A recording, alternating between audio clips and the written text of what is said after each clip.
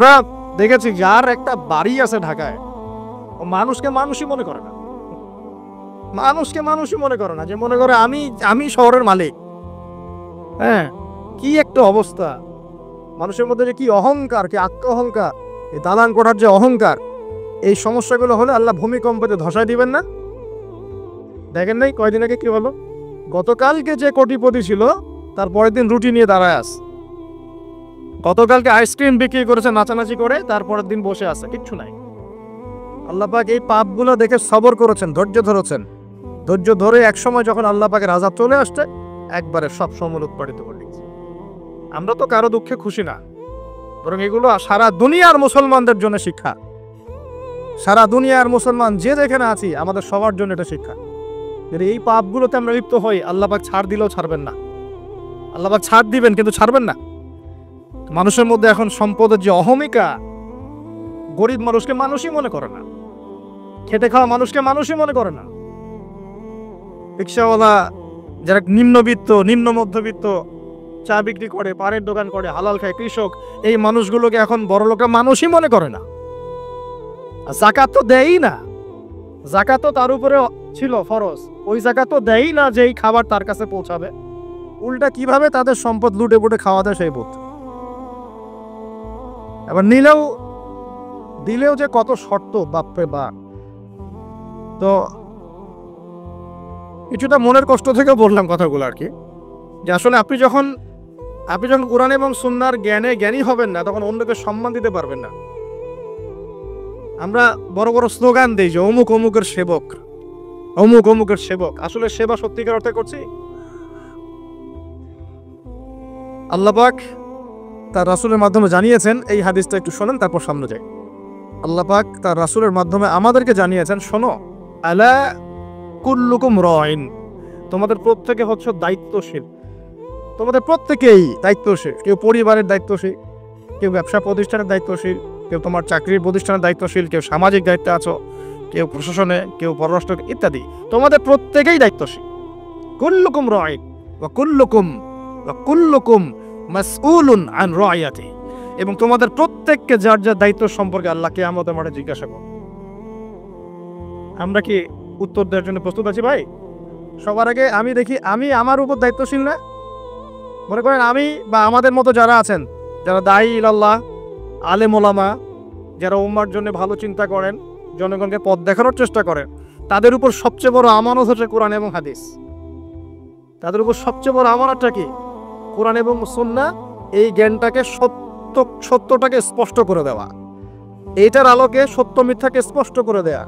কতজন মানুষ এই কাজটা করতেছে?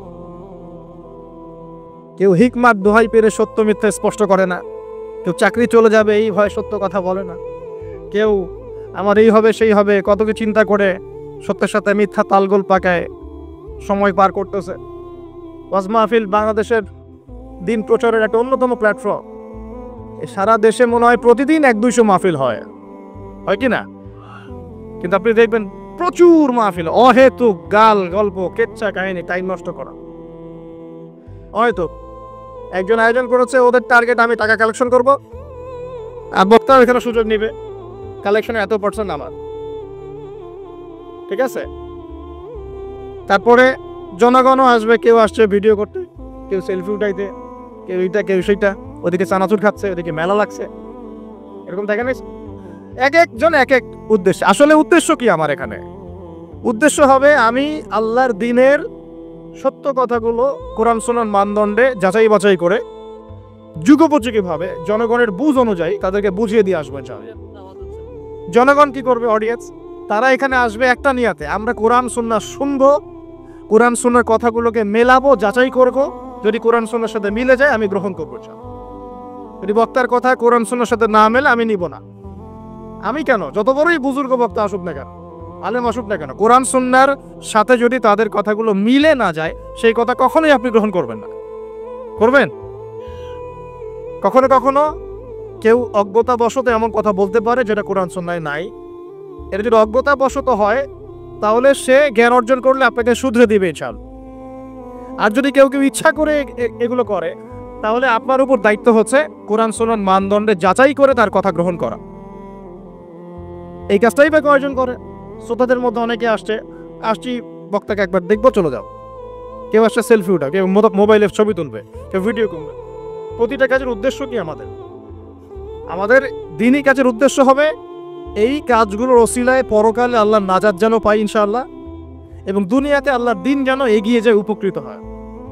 রিজিক, টাকা পয়সা, উন্নয়ন সবকিছু আল্লাহ পাকে দিবে ইনশাআল্লাহ। আল্লাহ দিবেন না? ইসলামপন্থীদের হাতেই সবচেয়ে বেশি রিজিক থাকবে ইনশাআল্লাহ। ইসলামপন্থীদের হাতেই সবচেয়ে বেশি সচ্ছলতা থাকবে ইনশাআল্লাহ। আর আগামীতে যে দিন আসতে যাচ্ছে, যে অর্থনৈতিক সংকটময় বিশ্ব আসতে যাচ্ছে, এই সময় যে কোরআন সুন্নাহর আলোকে ইকোনমিক্স ঢেলে সাজাবে, সেই পার পাবে, অন্য কেউ পার পাবে না। বিশ্বাস করছেন না? দেখে নিয়ে যাকাত যদি এখনো চালু না হয়, তাহলে গরিব মানুষের পেটে এবার লাথি মারা হবে সামনে। দেখে নিয়ে যাকাত চালু করতে হবে।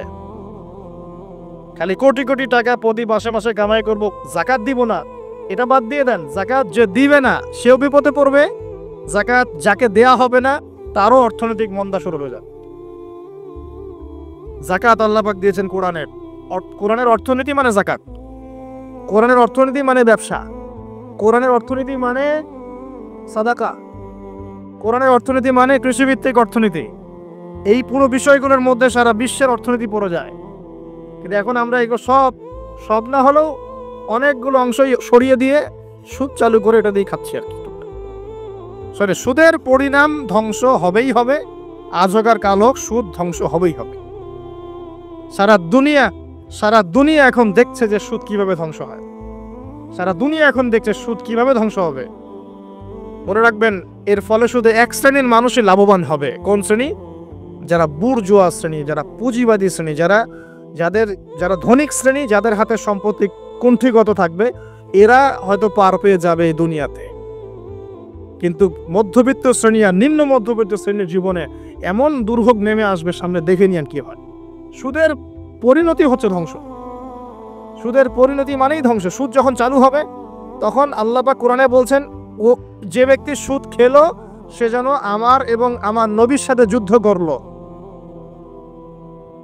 আর একটা বলি তাহলে বুঝবেন, সূরা বাকারায় 279-80 এই আয়াতগুলোর দিকে আছে, 79-80। আল্লাহ পাক বলছেন, ইয়া আইয়ুহাল্লাযীনা আমানু, হে মুমিনগণ, ইত্তাকুল্লাহ, তোমরা আল্লাহকে ভয় করো। আল্লাহ কত সহজ না? তোমরা আল্লাহকে ভয় করো। ওয়াযারু মা বাকিয়া মিনার রিবা, সুদ ছেড়ে দাও। সুদের অবশিষ্ট অংশ ছেড়ে দাও মানে সুদ ছেড়ে দাও। ওয়া ইল্লাম তাফআলু, যদি তোমরা সুদ না ছাড়ো, ফাআযানু বিহারবিন মিনাল্লাহি ওয়া রাসূলিহি, তাহলে আল্লাহ এবং তার রাসূলের সাথে যুদ্ধের ঘোষণা শুনে রাখ। কার কথা এটা? আমি বানিয়ে বললাম?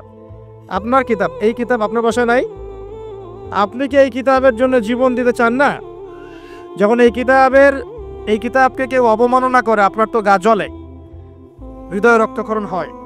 কয়েকদিন আগে ওই যে সুইডেন না ডেনমার্কে, হ্যাঁ, আমি নামও ভুলে গেছি, ভুলে যাওয়াই ভালো, এগুলো মনে রাখাই খারাপ। সেখানে কোরআনকে অবমাননা করেছে, কোরআন পুড়িয়ে দিয়েছে, আপনারা দেখেছেন তো? তখন আপনার খারাপ লাগে নাই? একটুও খারাপ লাগে নাই ভাই? কষ্ট হয় নাই? যদি সে আপনার ছেলে হতো, আপনি কি করতেন বলেন? আপনার ছেলে যদি কোরআন পুড়িয়ে দিত, কি করতেন?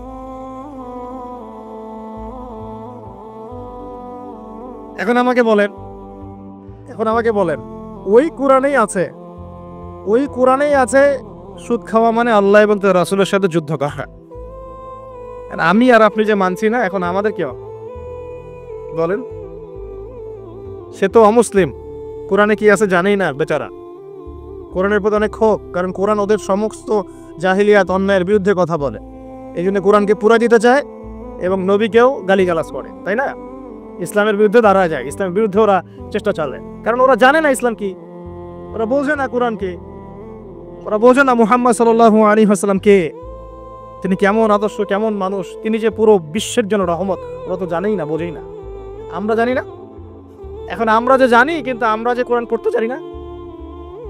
আমরা তো জানি, কিন্তু আমরা তারপরেও যে কোরআন তেলাওয়াত করতে পারি না, জানার পরেও যে কোরআনের অর্থ কোনোদিন পড়ে দেখলাম না। আরে গত বছর তো অর্থ পড়তে বলেছিলাম যে অর্থগুলো একটু পড়ে দেখেন, বাপরে বাপ, যে ধোয়াটা ধুইল আমাকে, আমি একদম পরিষ্কার হয়ে গেছি, এমন ধোয়া ধুয়ে দিচ্ছে। কোরআনের অর্থ পড়ার দরকার নাই। আমি কি বলেছিলাম যে কোরআন তেলাওয়াত করলে কোনো নেকি হবে না? কোরআন তেলাওয়াত করলে কোনো নেকি হবে না, এই কথা বলেছিলাম না? বলেছিলাম যে কোরআন তেলাওয়াত শুধু শুধু তেলাওয়াত করে গেলে আপনি ভিতরের হক আদায় করতে পারবেন না। কোনটা বলেছে? কোরআনে আপনি সূরা ফাতিহা পড়লেন, কিন্তু সূরা ফাতিহার অর্থ আপনি বুঝলেন না। আপনি কি সূরা ফাতিহার মধ্যে আল্লাহ যা বলেছেন তা কি বুঝতে পারলেন?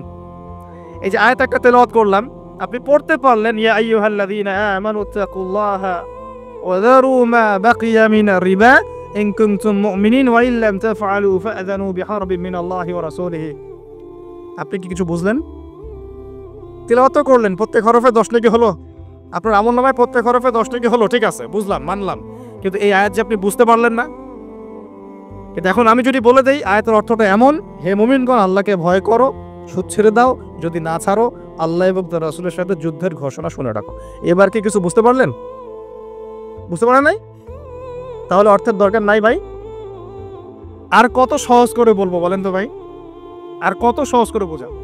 আমি যে এখন মুসলিম পরিবারে জন্ম নিয়েও যে আমি কোরআন তেলাওয়াত করতে পারছি না, অর্থটা পড়ে দেখছি না, নবীর হাদিসগুলো পড়ছি না, কোরআন রেগুলার একটু তেলাওয়াত পড়ি না, কোরআনের একটু দাওয়াত মানুষকে দেই না, কোরআনের কাজে সাহায্য করছি না, এগুলো কি আমার অপরাধ হচ্ছে না? কে বড় অপরাধী তাহলে, তারা না আমরা? বলেন এবার কি ওয়াদাটা করতে পারি? প্রথম ওয়াদা করেছেন দরুদ পড়বেন সকালে সন্ধ্যায় 10 বার করে, মনে আছে তো নাকি ভুলে গেছেন? আমাদের মেমোরি তো এখন মাছের মতো, অ্যাকুরিয়ামের মাছ আছে না, মাছের মেমোরি ওখানে ঘোরে কেন সারাদিন জানেন? কারণ ওর memory short time memory loss, মানে ওর মেমোরি এত নিচু স্কেলের, ও মনে করে যে এটা হচ্ছে অনেক বড় সমুদ্র, কোথায় গেল ভুলে গেল, এই যেখান থেকে এই পর্যন্ত গিয়েছে ও ভুলে গেছে কোথায় কোথায় আসছে, মেমোরি লস। আমাদের কেন জানি আমাদের জাতিটা এরকম হয়ে গেছে, আল্লাহ মাফ করো। একটা ইস্যু আসে ওইটা নিয়ে একদম মাতামাতি লাফালাফ, চলে গেলে ওটা ভুলে যাবে, নতুন ইস্যু, এমনটা হয় না? আচ্ছা, তো আপনারা ওই রকম হয়েন না অন্তত পক্ষে, আল্লাহ পাক তৌফিক দান করে। তো প্রথমে ওয়াদা করেছেন কি 10 বার করে দরুদ, মনে আছে তো? আচ্ছা, এবার দ্বিতীয় ওয়াদা করেন যে কোরআন যারা তেলাওয়াত করতে জানেন না, আমি অর্থের কথা বলছি না এখন, জাস্ট তেলাওয়াতের কথা বলছি, যারা কোরআন তেলাওয়াত করতে জানেন না, এই যে রমজান মাস সামনে আসছে, এই পুরো রমজান সময় দিলাম বিশুদ্ধ করে কোরআন তেলাওয়াত শিখতে হবে। রাজি আছেন ইনশাআল্লাহ? রাজি আছেন ইনশাআল্লাহ? ওয়াদা করছেন তো? নিয়াত এত দুর্বল কেন? নিয়াত এত দুর্বল কেন? কোরআন তেলাওয়াত শিখতে কি কষ্ট হবে খুব? এটা তেলাওয়াত শেখাটা কি অযথা হবে না কাজে দিবে? কোরআন যে তেলাওয়াত করতে জানে না, কোরআন কি তার পক্ষে সাক্ষী দিবে না বিপক্ষে সাক্ষী দিবে? আর কোরআন যার বিপক্ষে সাক্ষী দিবে সে কি জান্নাতে যাবে? কি মনে হয়, জান্নাতে যাবে? আচ্ছা, তাহলে একটু ওয়াদা করতে পারি ইনশাআল্লাহ আগামী রমজান শেষ হওয়ার আগেই কোরআন তেলাওয়াত শেষ হওয়া চাই ইনশাআল্লাহ। পারা যাবে ইনশাআল্লাহ? যে ফজিলত বলি, প্রত্যেক হরফে 10 নেকি পাবেন ইনশাআল্লাহ, প্রত্যেক হরফে 10 নেকি। কোরআনে কতগুলো হরফ আছে জানেন?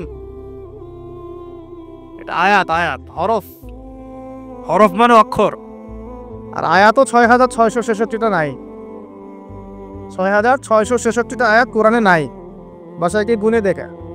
কোরআনে আয়াত আছে 6236টা, 6236টা, বাসায় গিয়ে গুনে দেখেন। 2, কোরআনের শব্দ আছে 77,800টা, শব্দ বুঝি, ওয়ার্ডস 77,800টা, এটা হলো শব্দ সংখ্যা। আর অক্ষর প্রায় 5 থেকে 6 লক্ষ অক্ষর আছে, 5 থেকে 6 লক্ষ অক্ষর আছে। এখন প্রত্যেক হরফে 10টা করে যদি নেকি হয়, একবার বিশুদ্ধ করে কোরআন খতম দিলে কত নেকি হবে বলেন? কত হবে? কয়েক কোটি তো হবে নাকি ইনশাআল্লাহ? হবে তো নাকি? আল্লাহ পাক আমাদের সবাইকে বিশুদ্ধ করে কোরআন তেলাওয়াত করার তৌফিক এনায়েত করুন, বলি আমিন। আমিন। এখন যারা আমরা কোরআন তেলাওয়াত করতে জানি, হাফেজ আছি বা কোরআন পড়তে পারি মাশাআল্লাহ, তারা কি একটু ওয়াদা করতে পারি যে এই রমজান মাসে আলিফ লাম মিম থেকে শুরু করে মিনাল জিন্নাতি ওয়ান নাস পর্যন্ত 114টা সূরার অর্থ পড়ে দেখবো ইনশাআল্লাহ? কারা কারা কোরআন তেলাওয়াত করতে জানেন হাত তোলেন দেখি একটু। মাশাআল্লাহ, শুকরিয়া, জাযাকুমুল্লাহ, অনেকেই জানেন মাশাআল্লাহ, হাত নামান। যারা জানি, আমরা এবার ওয়াদা করলাম, নিয়াত করলাম ইনশাআল্লাহ তাআলা এই রমজান মাস শেষ হওয়ার আগেই, আমরা এখন থেকে শুরু করব, রমজান শেষ হওয়ার আগেই আল কোরআনের 114 সূরা মানে 30টা পারা, প্রতিদিন এক পারা করে, প্রতিদিন এক পারা করে 30টা রোজায় 30 পারার অর্থ পড়ে শেষ করবো ইনশাআল্লাহ তাআলা। রাজি আছেন ইনশাআল্লাহ? দেখেন, কোরআনের অর্থ না পড়লে আপনি আল্লাহ আপনাকে যা বলতে চেয়েছেন সেটা আপনি বুঝতে পারবেন না। বুঝতে পারবেন? উদাহরণ দিই ছোট্ট করে, খেয়াল করেন। মনে করেন আপনি প্রবাসী, আপনার স্ত্রী থাকে দেশে, আপনার স্ত্রীর সাথে আপনার দেখা সাক্ষাৎ খুব কম হয়, দেখা সাক্ষাৎ হয় না বললে চলে। খুব আপনি কাজের কারণে ওখানে থাকছেন, মাঝে মাঝে আসছেন যাচ্ছেন। এখন স্ত্রী আপনাকে একটা মেসেজ পাঠিয়েছে ফোনে, স্ত্রী আপনাকে একটা 1 পৃষ্ঠার মেসেজ পাঠিয়েছে, আর মেসেজটা পাঠিয়েছে স্ত্রী ইংরেজি ভাষায়। কোন ভাষায় ভাই? আর আপনি বেচারা ইংরেজি বোঝেন না, আপনি ইংরেজি বোঝেন না, আপনি ইংরেজি রিডিংটাও করতে পারছেন না যে সে বলেছে আই লাভ ইউ হো, এতটুকু আপনি পড়তে পারছেন না, কারণ আপনি কোনোদিনও ইংরেজি পড়েন নাই। এটা যে আই, এটা যে এল, এটা ও, এটা ভি, এটা ই, এটা আপনি বুঝতে পারছেন না, কারণ আপনি ইংরেজি জানেনই না। মনে করে এখন স্ত্রীর এই ভালোবাসাপূর্ণ মেসেজটা আপনি কি পড়তে পারবেন?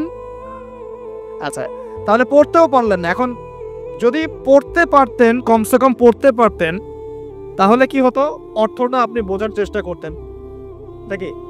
অর্থটা বোঝার চেষ্টা করতেন। হ্যাঁ, স্ত্রী বলেছে আমি খুব ভালো নাই, আপনার কথা মনে পড়ছে, সন্তানরা আপনাকে মিস করে, এগুলো সে ইংরেজিতে লিখেছে, ইংরেজি ভাষায় লিখেছে। আর আপনি ইংরেজি ভাষা পারেন না, অর্থটা বোঝেন না। তার লেখাগুলো হয়তো আপনি টুকটাক একটু পড়তে পারছেন, হ্যাঁ, কিন্তু আপনি কি তার অর্থটা উঠাতে পারবেন? অর্থ যদি উঠাতে না পারেন, স্ত্রী যে এত প্রেম, ভালোবাসা, মহব্বতের সাথে একটা চিঠি লিখলো আপনাকে, আপনি কি সেই চিঠির হক আদায় করতে পারলেন? এবার আপনি বোঝেন, আল্লাহ রাব্বুল আলামিন আমাদেরকে এই দুনিয়াতে সফল হওয়ার জন্য আর পরকালে জান্নাত পাওয়ার জন্য এই কোরআনটা নাজিল করেছে। আল্লাহ পাক তার পক্ষ থেকে এই মেসেজটা পাঠিয়েছেন তার নবীর মাধ্যমে, যে তোমরা যেন দুনিয়ায় সফল হতে পারো, দুনিয়া কিভাবে চলবে, কিভাবে খাবে, কিভাবে নামাজ পড়বে, কিভাবে সমাজকে ডিল করবে, কিভাবে পরিবার চালাবে, কিভাবে রাষ্ট্র চালাবে ইত্যাদি সব কিছু আল্লাহ পাক এই কিতাবের মধ্যে নাজিল করে নামিয়ে দিলেন রাসূল সাল্লাল্লাহু আলাইহি ওয়াসাল্লামের কাছে, তিনি আমাদের সবাইকে জানিয়ে দিলেন। আর বেচারা আমি যদি এই ভাষাও না বুঝি আর এটা পড়তেও না জানি, আমি কি আল্লাহ পাকের সেই মহব্বতের হক আদায় করতে পারবো? এটাই হলো আমাদের উম্মার এখন সবচেয়ে বড় সমস্যা। আমরা আল্লাহ পাকের কিতাবের হক আদায় করতে পারি না। কেমন করে পারবো? কিতাব তো পড়তেই পারি না। আর অনেকে মনে করে এই কিতাব আমার পড়ার দরকার নাই, আলেম ওলামারা পড়লেই হবে, তাই না? এমন মানসিকতা আছে না? আরে ভাই, আমি এত বুঝি না, আমি সাধারণ মুসলমান, হ্যাঁ, আমার এত সময় নাই, পরিবার আছে, ব্যবসা আছে, আমি খালি হাইয়া আলা সালাহ বললে মসজিদে যাব, ব্যাস বাসায় চলে আসবো। এরকম মুসলমান দিয়ে আল্লাহর জমিনে আল্লাহর দ্বীন প্রতিষ্ঠা হবে না। এরকম মুসলমান দিয়ে আল্লাহর জমিন, আল্লাহর দ্বীন প্রতিষ্ঠা হয় না। আল্লাহ পাকের জমিনে আল্লাহর দ্বীন প্রতিষ্ঠা হয় কাদের দ্বারা? যারা জ্ঞান অর্জন করে, জ্ঞান অনুযায়ী আমল করে, শরীয়তের গভীর জ্ঞান অর্জন করে, ওই জ্ঞানটাকে মানুষের মধ্যে ছড়ায় দেয়, দ্বীনের দাওয়াতে কাজ করে, হালাল খায়, পরিবারের মধ্যে দ্বীন প্রতিষ্ঠা করে, নামাজ কায়েম করে ইত্যাদি, মানুষকে ঐক্যবদ্ধ করার চেষ্টা করে, ইসলামকে একটু একটু করে এগিয়ে নেয়। যাদের এসব নিয়ে কোনো ফিকিরই নাই, তাদের দ্বারা কি দ্বীন প্রতিষ্ঠা লাভ করবে? তো প্রিয় ভাইয়েরা, আমার রিকোয়েস্ট, যারা কোরআন তেলাওয়াত করতে জানি মাশাআল্লাহ বা হাফেজ আছি এখানে উপস্থিত, রমজান মাস শেষ হওয়ার আগে 114 সূরার অর্থ পড়ে শেষ করে দেবো ইনশাআল্লাহ। রাজি আছেন ইনশাআল্লাহ? আল্লাহ পাক আমাকে, সবার আগে আমাকে তৌফিক দান করুন, এরপর আপনাদের সবাইকে তৌফিক দান করুন। কয়টা ওয়াদা করলেন আজকে? মনে আছে তো? আচ্ছা, 10টা ওয়াদা নিব আপনাদের কাছে আজকে ইনশাআল্লাহ। 4 নাম্বার হচ্ছে, আমার সাথে ওয়াদা করেন, এই যে মেরাজের রাত চলে গেল, যদিও ভাই তারিখটা নিয়ে অনেক পক্ষে বিপক্ষে কথা আছে, একদম স্পেসিফিকলি এটা বলা খুব ডিফিকাল্ট যে এই রাতেই হয়েছে।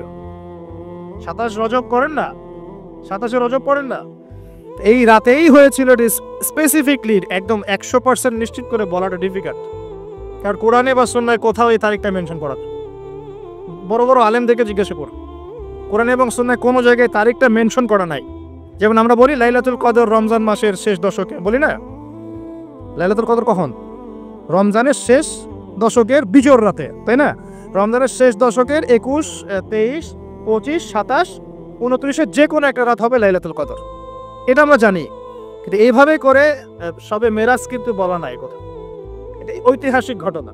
যাই হোক, এই শবে মেরাজে রাসূল সাল্লাল্লাহু আলাইহি ওয়াসাল্লামকে আল্লাহ পাক তার আরশের কাছাকাছি নিয়ে আল্লাহ পাক যে কথাবার্তা বলেছেন, আল্লাহ পাকের সাথে তিনি যে কথা বলেছেন, আল্লাহর নূর দেখেছেন, আল্লাহর দিদার লাভ করেছেন, এই সময় আল্লাহ রাব্বুল আলামিন তাকে 3টা হাদিয়া তোহফা দিয়েছেন। কয়টা ভাই? গৌরের সাথে শোনেন, মনোযোগ দিয়ে শোনেন। 3টা হাদিয়া দিয়েছেন। এক, আল্লাহ পাক আমাদের নবীকে দিয়েছেন 50 ওয়াক্ত নামাজ। কত ওয়াক্ত? এই 50 ওয়াক্ত নিয়ে তিনি আসছিলেন। আস্তে আস্তে পঞ্চম আসমানে দেখা হয়েছে নবী মুসা আলাইহিস সালামের সাথে। কোন নবী? মুসা আলাইহিস সালাম নাম তো জানেন। কোরআনে সবচেয়ে বেশি কোন নবীর নাম এসেছে এটা জানেন তো? হয়তো অনেকে জানতেন না। কোরআনে কিন্তু সবচেয়ে বেশি আমাদের নবীর নাম আসে না। কোরআনে সবচেয়ে বেশি এসেছে নবী মুসা আলাইহিস সালামের নাম, প্রায় 137 জায়গায়। কত জায়গায়? আরো কম বেশি হতে পারে, এটা আমাদের ছোট্ট গবেষণা, আল্লাহু আ'লাম বিসওয়াব। তো কারণ কোরআন খুললেই দেখবেন মুসা আর ফেরাউন আছে না? এখানে একটা প্রশ্ন করে রাখি, পরে উত্তর দিবেন। কেন কোরআনে মুসা আলাইহিস সালাম আর ফেরাউনের ঘটনা এত বেশি বর্ণিত হয়েছে? এটা ভাবতে থাকেন, পরে উত্তর দিবেন।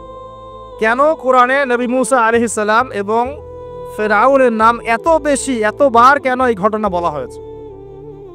কোরআনে কি আল্লাহ শব্দের কোনো অপচয় করতে চান? তাহলে এতবার করে একটা কথা কেন বলছেন? আর কোরআনে কি আল্লাহ পাক অহেতুক কিছু নাযিল করেন না? নিশ্চয়ই পিছনে কোনো কারণ আছে বলেই করেন। কোনো কারণ ছাড়া কি আল্লাহ পাক কোনো কাজ করেন? আচ্ছা, তার মানে এর পিছনে কোনো কারণ আছে। এই যে একটা সূরা আপনারা পড়েন, সূরা আর রহমান, সূরা রহমানের মধ্যে পড়েন না, আর রহমান আল্লামাল কোরআন খালাকাল ইনসান আল্লামাহুল বায়ান, পড়েন না? আচ্ছা, এই সূরার মধ্যে 31 বার এসেছে ফাবিআইয়ি আলাই রাব্বিকুমা। আর আমি যদি বলি যে 31 বার কেন এই আয়াতটা আসলো, এতবার কেন? একটা সূরার মধ্যে এতবার একটা কথা বলার কি দরকার? আল্লাহ পাক তো কোরআনে শব্দের অপচয় করতে চান না, তাহলে এতবার করে আল্লাহ পাক কেন বলছেন এই কথা? এই দুটো উত্তর আলোচনা শেষে আমি যুবকদের কাছ থেকে শুনবো ইনশাআল্লাহ, ভাবতে থাকেন। সূরা রহমানে কেন এতবার ফাবিআইয়ি আলাই রাব্বিকুমা তুকাযযিবান বলা হয়েছে, এবং মুসা এবং ফিরআউনের ঘটনা এতবার কেন এসেছে? আমাদের উম্মাহকে আল্লাহ কি শেখাতে চাচ্ছেন? ভাবার বিষয় আছে কিনা ভাই?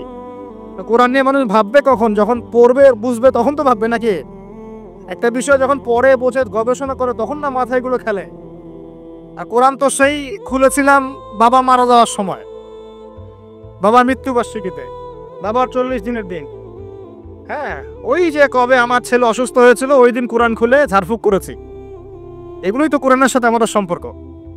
একটু চেক করে দেখেন, লাস্ট কত মিনিট আগে আপনি হোয়াটসঅ্যাপ চেক করেছেন, দেখবেন আধা ঘন্টা আগে। লাস্ট কত ঘন্টা আগে আপনি ইউটিউব চেক করেছেন, দেখবেন 1 ঘন্টা আগে চেক করেছেন। লাস্ট কত ঘন্টা আগে আপনি ফেসবুক স্ক্রল করেছেন, দেখবেন 10 মিনিট আগে, 15 মিনিট আগে, 20 মিনিট আগে। এমন আমলনামা স্ক্রল করে দেখেন লাস্ট কবে কোরআন খুলেছিলেন। বুঝতে পারেননি কথা? কবে শেষ কোরআন খুলে দেখেছেন? কে কবে শেষ কোরআন খুলে দেখেছে? কোরআনের সাথে যদি এমন সম্পর্ক হয়, হে মুসলিম জাতি, আমাদের আল্লাহর গজব থেকে বাঁচার কোনো সম্ভাবনা নাই। আল্লাহ পাক আমাদেরকে কোরআনের সাথে সম্পর্ক করার তৌফিক দান করুন। যে কোরআনের সাথে সম্পর্ক করতে পেরেছে সে সরাসরি আল্লাহর সাথে সম্পর্ক করতে পেরেছে। যার সাথে কোরআনের সম্পর্ক নাই সে আল্লাহর মারেফত থেকে বহু দূরে অবস্থান করছে। আল্লাহর মারেফত এইভাবে পাওয়া যায় না, অনেক ত্যাগ তিতিক্ষার মধ্য দিয়ে পেত। আল্লাহ পাকের মারেফত পাওয়ার সবচাইতে শ্রেষ্ঠ মাধ্যম হচ্ছে কোরআনুল কারীম।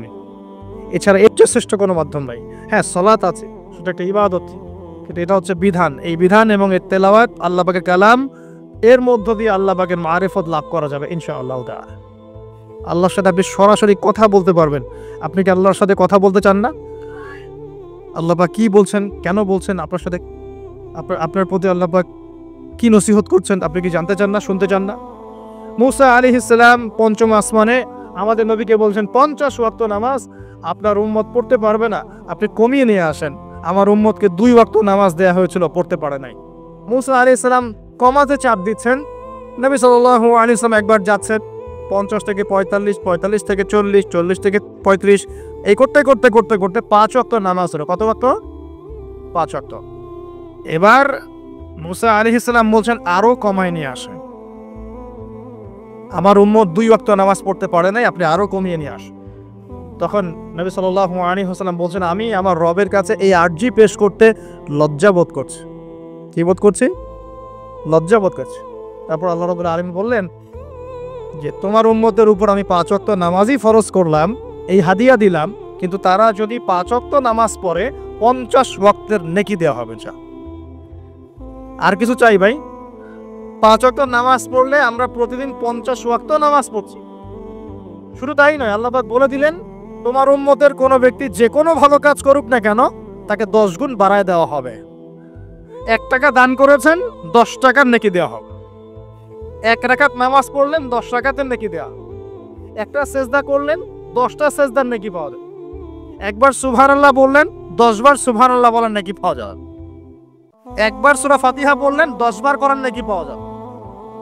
এতিমের মাথায় একবার হাত বুলিয়েছেন 10টা এতিমের মাথায় হাত বোলানোর নেকি হবে। একটা বিয়ে করলে তাহলে 10টা বিয়ের নেকি হবে নাকি ভাই? হ্যাঁ আচ্ছা, হ্যাঁ স্ত্রীর মুখে যদি খাবার তুলে দেন, স্ত্রীর মুখে যদি খাবার তুলে দেন, এই খাবার তুলে দেওয়ার বিনিময়ে আল্লাহ পাক নেকি দিবে। এমনকি স্ত্রীর দিকে যে নেক নজর বলি না, স্ত্রীর দিকে যে তাকাচ্ছেন, এই তাকানোর বিনিময়ে আপনার নেকি হবে। দেখেন শয়তান কত স্মার্ট, যেদিকে তাকালে আমাদের নেকি হয় ওই দিকে দেখতে এখন ভাল লাগে না, যেদিকে তাকালে গুনাহ ওই দিকে দেখতে ভাল লাগে, তাই না? এই অবস্থা। এখন সমাজে একটা বড় ব্যাধির নাম হচ্ছে জেনা আর পরকিয়া। জেনা সবখানেই জেনা, রাস্তাঘাটে, স্কুলে, কলেজে, বিশ্ববিদ্যালয়ে তো আমরা পড়েছি মাশাআল্লাহ। আমরা তো 10 বছর আগে স্টুডেন্ট ছিলাম। ওই সময় দেখতাম যে মেয়েদের কোলে ছেলেরা শুয়ে থাকতো, মেয়েরা ওরা গোল হয়ে গ্রুপ স্টাডি করতো, মানে গোল হয়ে একটা বই নিয়ে পড়াশোনা করতো, ওটার নাম নাকি গ্রুপ স্টাডি। ছেলে মেয়ে সবাই একসাথে একটা কোন কোন সময় দেখা যেত ক্যাম্পাসে হাত থেকে দেখা যেত যে মেয়ের যে মানে থাই উরুর উপরে মাথা দিয়ে ছেলে বই পড়তেছে। জেনা নয় কি এগুলা? নাকি ভালো কাজ? এখন তো এর চেয়ে তো ভালো মারাত্মক কিছু হয়, তাই না ভাই? এখন তো এই যুগ পার হয়ে গেছে। আগে চিঠি দেওয়ার যুগ ছিল, এখন চিঠি দেওয়ার যুগ টুক নেই, এখন একদম সরাসরি সবকিছু, তাই না? একটা পাপের কারণে আল্লাহ পাকের মহামারী নেমে আসে, আল্লাহ পাকের পক্ষ থেকে মহামারী নেমে আসে। সে পাপটার নাম হলো ফাহেশাত, অশ্লীলতা, নোংরামি, জেনা, ব্যভিচার, পরকে, যে নোংরামি না এগুলা, এই পাপগুলোর কারণে আল্লাহর পক্ষ থেকে এমন এমন রোগ ব্যাধির জন্ম হয় যে রোগগুলো আগে বিশ্বের মধ্যে ছিল না। এই কথাটা হাদিসের মধ্যে আছে। এই অবৈধ জেনা এবং ব্যভিচার, পরকে, এইসব সম্পর্কের কারণে আল্লাহর পক্ষ থেকে এমন কিছু আযাব আসে, এমন কিছু রোগ আসে, ব্যাধি আসে, মুসিবত আসে, যা এই দুনিয়াতে আগে কখনো ছিল না। আপনারা কি এইডসের নাম আজকে থেকে 50-100 বছর আগে শুনেছিলেন কখনো? কেউ শুনেছিল? এখন আশঙ্কাজনক হারে এগুলো বাড়ছে কিনা? কোনো চিকিৎসা আছে এগুলো? তাহলে মনে করছেন এগুলো কি আল্লাহর পক্ষ থেকে আযাব না? আল্লাহর আযাব না এগুলা? আমরা এখন এমন একটা জায়গায় চলে আসছি, আসলে কি বলবো, এখনকার নিউজগুলো এমন যে কোনো জায়গায় কোনো ক্ষেত্রে দেখা যায় যে বৈধ সম্পর্ক যেগুলো আছে না, বৈধ সম্পর্ক মাহরাম, এই মাহরামদের মধ্যেও অবৈধ যৌন সম্পর্ক চলতেছে না। এগুলো পেপার পত্রিকা আসে, এগুলো দেখা যায়, অনলাইনে ঢুকলে দেখা যায়। আল্লাহ পাক আমাদের সবাইকে চরিত্র পবিত্র রাখার তৌফিক দান করুন। ভাই চরিত্র পবিত্র রাখার জন্য একটা আমি পরামর্শ দিই, নিজেকে ভালো কাজে ব্যস্ত রাখেন, নিজেকে ভালো কাজে ব্যস্ত রাখেন। সেটা সামাজিক কাজও হতে পারে, সমাজ কল্যাণমূলক কাজ করেন না, জনসেবা করেন, মানুষের সেবা করেন, মানুষের কাছে থাকেন, সোশ্যাল ওয়ার্ক করেন। এই যে অ্যাসোসিয়েশন আছে না কিছু সামাজিক, নন পলিটিক্যাল, নন প্রফিটেবল কিছু ফাউন্ডেশন থাকে না, মানুষের কল্যাণে কাজ করেন, ইফতারের প্রজেক্ট করেন সামনে, ঠিক আছে? তারপরে শীতবস্ত্র হয়, তারপরে যে ত্রাণ রিলিফ, মানে মানুষের কল্যাণ, বৃক্ষরোপণের কাজ, তারপরে আপনার এই যে রক্তদান কর্মসূচি, এই টাইপের যে ভালো ভালো কাজ, সমাজ কল্যাণমূলক কাজ, এই সমাজ কল্যাণমূলক কাজগুলো করলেও মনটা বড় হবে ইনশাআল্লাহ। ভালো কাজে ব্যস্ত থাকবেন, আপনি দেখবেন মাথার মধ্যে শয়তানি নাই। যখন মানুষের কাজ নাই সারাদিন অলস বসে থাকে, মাথার মধ্যে দুনিয়ার শয়তানি ঘোরাফেরা করতে থাকে। আল্লাহ পাক আমাদের সবাইকে ভালো কাজের সাথে থাকার তৌফিক দান করুন এবং ভালো কাজে একে অপরকে সহযোগিতা করার তৌফিক দান। ইনশাআল্লাহ এই রমজান মাস আসার আগে আমরা আরেকটা ভালো কাজ করার চেষ্টা করব ইনশাআল্লাহ। সেটা হলো রমজান মাসে সাধারণত নিত্য প্রয়োজনীয় দ্রব্যের দামগুলো বেড়ে যায়, কি না? এটা তো হয় সাধারণত। কি কি কারণে হয় সেটা আমি পরে একদিন আলোচনা করব। এই কারণগুলো আমাদেরকে দূর করতে হবে, আল্লাহ পাক তৌফিক দান করবেন। কিন্তু সাধারণত দেখা যায় রমজান মাসে দামগুলো বৃদ্ধি পায়, তখন মধ্যবিত্ত এবং নিম্ন মধ্যবিত্ত শ্রেণীর চরম দুর্ভোগ দেখা দেয়। তার অনেকেই দেখা যায় লোক লজ্জায় মানুষের কাছে হাত পাততে পারে না, কাউকে বলতে পারে না, কিন্তু ওদের ঘরে অভাব থেকে যায়। কোনো কোনো সময় দেখা যায় ইফতার করতে বসে তারা বদদোয়া করতে থাকে, ইফতার করতে বসে বদদোয়া করতে থাকে, আল্লাহ কি চলছে, কিভাবে খাবো, কিভাবে করবো, আল্লাহ তুমি দেখো, তুমি ছাড়া দেখার কেউ নাই, এগুলো বলতে থাকে। আমরা রমজান মাস আসা থেকে একটা ভালো কাজ করার নিয়াত করি, আল্লাহ পাক তৌফিক দান। আমাদের মধ্যে যারা সামর্থ্যবান আছি, আমাদের মধ্যে যারা সামর্থ্যবান, খেয়ে পরে বাঁচতে পারি তিন বেলা, আমরা আমাদের রমজান মাসের বাজার তো করবো, পাশাপাশি চেষ্টা করব প্রত্যেক ভাই অন্তত একটা করে পরিবারের দায়িত্ব নেওয়ার জন্য। পারবেন তো ইনশাল্লাহ? প্রত্যেক ভাই কমপক্ষে একটা করে পরিবার, সামর্থ্যবান বিত্তশালী সামর্থ্যবান যাদেরকে আল্লাহ পাক সামর্থ্য দিয়েছেন অর্থনৈতিক, আমরা একটা নিয়াত করি যে আগামী রমজানে, এই আসন্ন রমজানে ইনশাআল্লাহ আমরা নিজেদের পরিবারের সাথে অন্তত একটা করে পরিবারের হলো দায়িত্ব নিব ইনশাআল্লাহ। মানে আমরা নিজেদের পরিবারের বাজার করব, মাসিক বাজার, একটা পরিবারের মাসিক বাজার করে দেবো ইনশাআল্লাহ। পারা যাবেন ইনশাআল্লাহ? এইভাবে যদি আমরা সমাজের মানুষগুলো এগিয়ে আসি, যাদের সামর্থ্য আছে, দেখবেন সমাজের একটা বড় অংশের মানুষের অভাবের সমস্যা দূর হয়ে যাবে ইনশাআল্লাহ। এক মাসের বাজেট তার কি লাগতে পারে? এক মাসের জন্য কতটুকু চাল লাগে? 20 কেজি, 30 কেজি হাতে চাল লাগতে পারে, ডাল লাগতে পারে, নিত্য প্রয়োজনীয় জিনিস, তেল লাগতে পারে, চিনি লাগতে পারে, চিনি, তারপরে আপনার এই যে ছোলা লাগতে পারে, খেজুর লাগতে পারে। একটা প্যাকেজ করে আমি চেষ্টা করব আমার পরিবারের সাথে অন্তত একটা করে পরিবারের দায়িত্ব নেওয়ার জন্য। পারবো না ইনশাল্লাহ ভাই? নিয়ত এত দুর্বল কেন? নিয়ত এত দুর্বল কেন ভাই? যখন আল্লাহর বান্দারা অন্য মুসলিমের পাশে থাকে, আল্লাহ তখন সেই বান্দার পাশে থাকে। নিজেকে ভালো কাজে ব্যস্ত রাখেন। দান সৎকা করলে কখনো টাকা কমে যায় না, মনে রাখবেন। দান করলে কোনোদিনও টাকা কমে যায় না। আপনার দানের টাকা ঘুরে ফিরে আপনার কাছে আসবে, বুঝতে পারছেন না? আপনার দানের টাকা ঘুরে আল্লাহ আপনার কাছে ফিরাই দিবে। কিভাবে ফিরাবেন সেটা আল্লাহর দায়িত্ব। আমি কি বুঝাবো কিভাবে ফিরাবেন? বুঝবেন, বোঝানোর চেষ্টা করবেন। অর্থনীতি কিন্তু কঠিন, সহজ করে বোঝানোও কঠিন, সবাই সহজ করে বোঝাতেও পারবে না। আমি একটা পয়েন্ট খালি বুঝাই আপনাদেরকে, বোঝেন চেষ্টা করেন। মনে করেন আপনাদেরকে অর্থনীতি বুঝাই, এগুলো আমাদের সাবজেক্ট ছিল, আর তখন আমরা আসলে অর্থনীতি কিছুই বুঝতাম না। তারপরে যখন কোরআন হাদিস পড়া শুরু করলাম, তখন দেখলাম যে ও আচ্ছা, ব্যাপার তো খুব সহজ। সহজ জিনিসটাকে এত কঠিন করা হয় কেন? দেখেন কিরকম। মনে করেন একটা বাজার, আপনাদের বাজার আছে কি? আচ্ছা, এই বাজারের মধ্যে ধরেন 100 ব্যবসায়ী আছে, আর ব্যবসায়ীরা ব্যবসা করে। আল্লাহ পাক ব্যবসা হালাল করেছেন না হারাম করেছেন? হালাল ব্যবসা। ব্যবসায় একটা 10 টাকার পণ্য আপনি চাইলে 30 টাকা, 40 টাকা, 50 টাকা, 100 টাকা বিক্রি করতে পারবেন কি না? পারবেন। মার্কেটের একটা ফিক্সড প্রাইস থাকে, মার্কেট প্রাইস, এটাকে বলে মার্কেট প্রাইস, যে একটা দাম নির্ধারণ করা হয় যে আমরা এই দামে সব সেল করব, তাই না? আচ্ছা, ব্যবসায়ীরা ব্যবসা করছে, ব্যবসায় লাভও আছে, লসও আছে, ঝুঁকিও আছে, লাভও হতে পারে, লসও হতে পারে। এখন ব্যবসা করার সময় দেখা গেল যে এক ভাই লাভ করলো, আরেক ভাই লস করলো, এমনটা হয় কি না? আল্লাহ পাক এখানে কি করেন জানেন? এই বাজারের মধ্যে যে সম্পদগুলো আছে, অর্থ সম্পদ, আপনারা যেটা কারেন্সি বলেন, এগুলো আল্লাহ রাব্বুল আলামিন হাত থেকে হাতে ঘোরাতে থাকেন। আজকে আপনার হাতে, কালকে তার হাতে, কালকে তার হাতে, পরশু আরেক ভাইয়ের হাতে। এই সম্পদ বাজারের মধ্যে ঘুরতে থাকে। বাজারটা হতে পারে সমাজ, হতে পারে রাষ্ট্র, হতে পারে বিশ্ব। ভালো করে বোঝেন, ছোট পরিসরে হতে পারে সমাজ, হতে পারে রাষ্ট্র বা বিশ্ব। আল্লাহ পাক সম্পদটা সার্কুলেট করেন, ঘোরাতে থাকেন। আজকে তার হাতে, কালকে তার হাতে, কালকে তার হাতে, এভাবে সম্পদ ঘুরতে থাকে। লাভ লসের রিস্ক আছে, কেউ লাভ করে, কেউ লস করে।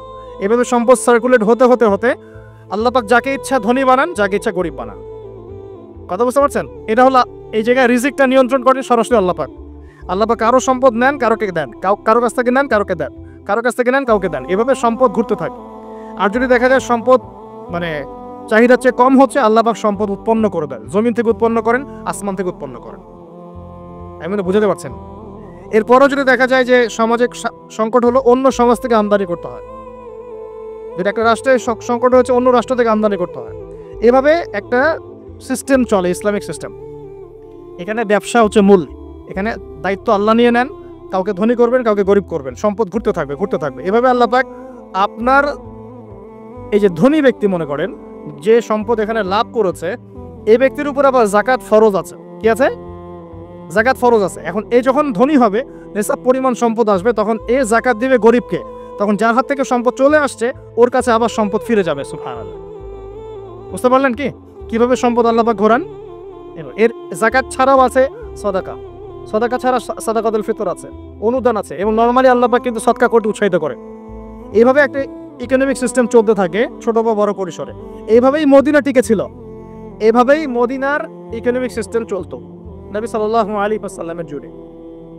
তো সেখানে আরো একটা বিষয় এক্সট্রা ছিল যেটা এখন নাই, সেটা ছিল গনিমত। সেটা কি? রাসূল সাল্লাল্লাহু আলাইহি ওয়াসাল্লাম সাহাবীরা বিভিন্ন যুদ্ধ এবং জিহাদ করতেন কিনা? না, তারা তো এগুলো করতেন না। ঘর মসজিদে বসে খালি সুবহানাল্লাহ পড়তেন। হ্যাঁ নাকি? বদর তো হয়নি ইসলামে, হচ্ছে? এগুলো বললে তো দেখা যাবে বাপরে বাপ অবস্থা খারাপ। হ্যাঁ, জিহাদি বয়ান শুরু করে দিয়েছে। এগুলো কি ইতিহাসে আছে কি নাই? যখনই মুসলিমরা যুদ্ধে গিয়েছে এবং জয় করেছে, তখন বিপুল গনিমতের সম্পদ লাভ করেছে। বুঝতে পারছো? গনিমত মানে ওই যে যাদের সাথে যুদ্ধ হচ্ছে ওদের সব সম্পত্তি মুসলিমরা তখন পেয়ে যায়, কারণ ওগুলো ছেড়ে ওরা পালিয়ে যাও। এটা এর মধ্য দিয়ে মুসলিমরা ব্যাপক সচ্ছলতার মুখ দেখেছিল। খায়বারের যুদ্ধে জয়ের মধ্য দিয়ে মুসলিমরা প্রায় 1/3 সম্পদ পেয়েছিল আরবের মধ্যে। জাজিরাতুল আরবের 1/3 সম্পদ শুধু খায়বার যুদ্ধ জয়ের মধ্য দিয়ে লাভ করা হয়েছে। ওইটা তো নাই, এখন ক্লোজড। আমি ওগুলো বাদ দিয়ে এই সিস্টেমগুলোর কথা বললাম, সদাকা, ব্যবসা ইত্যাদিতে। তার মানে ইসলামিক ইকোনমিক সিস্টেমের মধ্যে আল্লাহ পাক সম্পত্তি নিয়ন্ত্রণ করছেন এবং কাউকে ধনী বানাচ্ছেন, কাউকে গরিব করছেন। সম্পদ হাতে হাতে ঘুরছে, যে ধনী সে আবার যাকাত দিচ্ছে, তখন গরিবের কাছে ধনীর সম্পদে চলে আসছে। বুঝতে পারছেন কি ভাই কিছু? আচ্ছা, কঠিন হচ্ছে আলোচনা মনে হয়। আচ্ছা, একটু কঠিন শোনেন। খালি কি আর উঠবস করা, ঢেলে দেই, চা খাই, কফি খাই শুনলে হবে? হ্যাঁ, এগুলোই শুনলে হবে খালি? তো ভালো করে শুনি ইনশাল্লাহ। এখন চলমান সিস্টেমে কি সমস্যা হয়? যখন আপনি ব্যবসাটাকে গুটিয়ে নিয়ে সুদটাকে প্রাধান্য দিচ্ছেন, মানে সুদের মধ্যে কি লাভ লস দুটা রিস্ক আছে, ঝুঁকি আছে কোনো? সুদে আপনি যখন খান, আপনি কি বলেন যে ঠিক আছে আমি 100 টাকা নিলাম, ব্যবসায় লাভ হলে আমি দিব 50%, লস হলে 50%। এটা তো সুদ না। এটা কি সুদ? যখন আপনি বলেন যে আমি 100 দিয়েছি, আমাকে 110 দেওয়া লাগবে, 100 দিয়েছি আমাকে 110ই দেওয়া লাগবে, আপনি তো লসের রিস্ক নিবেন না। নিবেন? সুদখোর কি লসের ঝুঁকি নিবে নাকি লাভের শর্তে টাকা দিবে? এখন যখন আপনি লাভ লসের ঝুঁকি নিচ্ছেন না, তখন একজন লাভ করা একজন লস করার কোনো সিস্টেম দাঁড়িয়ে থাকছে না। তখন সম্পদ ধনিক শ্রেণীর হাতে কঞ্জীবিত হচ্ছে, তারা আস্তে আস্তে ধনী হতে থাকবে, গরিবরা আস্তে আস্তে গরিব হতে থাকবে। আবার যাকাত দিবে না, তখন ওই সম্পদ আবার গরিবের কাছেও ফিরে আসবে না। এভাবে সুদের মধ্য দিয়ে সম্পদ সংকীর্ণ হয়ে যায়, একদম একটা মার্কেট, সমাজ, রাষ্ট্র মেসাকার অবস্থা, দেউলিয়া হয়ে চলবে। একটা করে কথা বলেছিলাম, ফলেছিল কি অর্থনীতির কথাগুলো? পাকিস্তানের কথা ফলেছে? পাকিস্তানের সামনে আরো ভয়াবহ পরিণতি আছে। আর এগুলো থেকে শিক্ষা না নিতে পারলে আমাদের সামনে ক্ষতি আছে। এগুলো বলবেই বাকে, বুঝাবেই বাকে। আর আল্লাহ পাক আমাদের কথা গ্রহণ করার মানসিকতা দান করুন। কমপক্ষে কথাগুলো শুনে একটু যাচাই করার তৌফিক আল্লাহ দান করবে। যাচাই করার পর যদি দেখা যায় যে হ্যাঁ ঠিকই বলেছে ছেলেটা, বা কিছুটা হলেও ঠিক বলেছে, ওইটুকু অন্তত গ্রহণ করার তৌফিক আল্লাহ দান করুন। একবারে যদি নেগলেক্ট করে দূর এইসব করা সোনারই দল নাই, তাহলে তার কিছু হইল না। সমস্যা নাই, আমাদের কাজ কি? ফাযাক্কির ইন্নামা আনতা মুযাক্কির। আল্লাহ পাক আল্লাহর দ্বীনের দায়ীদের দায়িত্ব দিয়েছেন, তোমরা উপদেশ দিবে, তোমরা শুধু উপদেশদাতা। লাস্তা আলাইহিম বিমুসাইতির। কারো প্রতি তোমরা দারোগা নাও, চাপ দিয়ে মানাতে হবে, এই দায়িত্ব তোমাকে দেওয়া হয় না। জাস্ট বলে দিয়ে চলে আসবে সামনে। ফাযাক্কির ইন্নাফাআতিয যিকরা, তুমি উপদেশ দিবে হে নবী। সায়াযাক্কারু মান ইয়াখশা, যে উপদেশ গ্রহণ করবে সে শীঘ্রই গ্রহণ করবে, যে আল্লাহকে ভয় করে সে শীঘ্রই উপদেশ গ্রহণ করবে ইনশাআল্লাহ। প্রিয় ভাইরা, তো এখনকার চলমান বিশ্বের ইকোনমিটা হচ্ছে সুদ ভিত্তিক। এই কারণেই ইকোনমিক সমস্যাগুলো, মন্দাগুলা, স্যাংশনগুলা, করাপশনগুলো এগুলো সুযোগ থেকে যায়। আদারওয়াইজ ইসলামিক ইকোনমিক সিস্টেম পরিপূর্ণরূপে থাকলে এই সমস্যাগুলো হতো না। রমজান মাসে ওয়াদা নাম্বার 5, কয়টা ওয়াদা করছেন এই পর্যন্ত ভাই? 4টা। ওয়াদা নাম্বার 5 হচ্ছে রমজান মাসে যার যার জাকাত ফরজ হয়, জাকাত অবশ্যই জাকাত আদায় করে দিবেন ইনশাআল্লাহ। করবেন কি না? আপনারা কি মনে করেন যে নামাজই খালি ফরজ, জাকাত ফরজ না? জাকাত ফরজ না? যে কেউ যদি মনে করে নামাজ ফরজ, জাকাত ফরজ না, সে ব্যক্তি কাফের। হ্যাঁ, আমার ফতোয়া না, যে কোনো আলেমকে জিজ্ঞাসা করেন না, যে কোনো মাযহাবের আলেমকে জিজ্ঞাসা করুন, যে কোনো মাযহাবে, মান ফাররাকা বাইনা সলাতি ওয়াজ যাকাত, যে ব্যক্তি সালাত এবং যাকাতের মধ্যে পার্থক্য করে সে ব্যক্তি মুসলিম মিল্লাত থেকে খারিজ হয়ে যাবে। আবু বকর সিদ্দিক রাদিয়াল্লাহু আনহুর যুগে কিছু মানুষ যাকাত দিত না, দিতে চায় নাই। আবু বকর সিদ্দিকের মতো নরম মানুষ না, নরম মানুষ নামাজে দাঁড়ালেই ঝরঝর করে কান্না শুরু করেন, নরম মনের মানুষ, তিনি যাকাত অস্বীকারীদের বিরুদ্ধে যুদ্ধ করলেন। ইতিহাস পড়ে দেখেন। তারপরে তারা ভয়ে যাকাত দেওয়া শুরু করল। একজনের বিরুদ্ধে অ্যাকশন নেওয়া হয়েছে, বাকিরা ভয়ে যাকাত দেওয়া শুরু করেছে। রাষ্ট্রীয় কোষাগার সমৃদ্ধ হলো। মুসলিমরা কি ওই সময় সুদের মধ্য দিয়ে রাষ্ট্রীয় কোষাগার বৃদ্ধি করত? যাকাত ছিল, গনিমত ছিল, সাদাকা ছিল, ব্যবসা ছিল, কৃষি ছিল, এইগুলোর মধ্য দিয়ে ওরা সমৃদ্ধ হতো। আর এই সমৃদ্ধি দিয়ে আমরা প্রায় 1200 বছর বিশ্ব শাসন করেছি। কত বছর? 1200 বছর আমরা বিশ্ব শাসন করেছি। আর এখন আমাদেরকে চাইতে হয়, লোন দেন, এই করেন, সেই করেন, আমাদেরকে নিচের হাত হইতে হয়েছে, নিচের হাত। কি লজ্জা আমাদেরকে নিচের হাত হতে হয়েছে, ওরা এখন উপরের হাত। ওরা আমাদেরকে এখন অনুদান দেয়, এমন কিছু শর্ত দিবে যেটা রাষ্ট্রের গলা দড়ি চিপে রেখে দিবে। এটা যারা এখানে ব্যক্তিত্বরা আছেন তারা বুঝবেন আমার কথা। গলার মধ্যে দড়ি দিয়ে ফাঁস লাগিয়ে রেখে দিবে, এর নাম লোন দেওয়া। গলায় দড়ি দিয়ে ফাঁস ধরে রেখে দিবে, এর নাম লোন দেওয়া। দিবি না মানে টান দিয়ে নিয়ে নিবে। তারপর শ্রীলঙ্কা বানায় রেখে দিবে। কেমন শ্রীলঙ্কা এমনি হয়েছে নাকি? ওর গলায় আগে রশি পরাইছে, নে তুই নে, এগুলো সব নে। রশি আস্তে আস্তে টান দিছে দিয়ে এক পর্যায়ে যখন দেখছে এ তো আর আমার কিছু শোধ করতে পারবে না, টান দিয়ে সব নিয়ে নাও, দেউলিয়া শেষ নাই।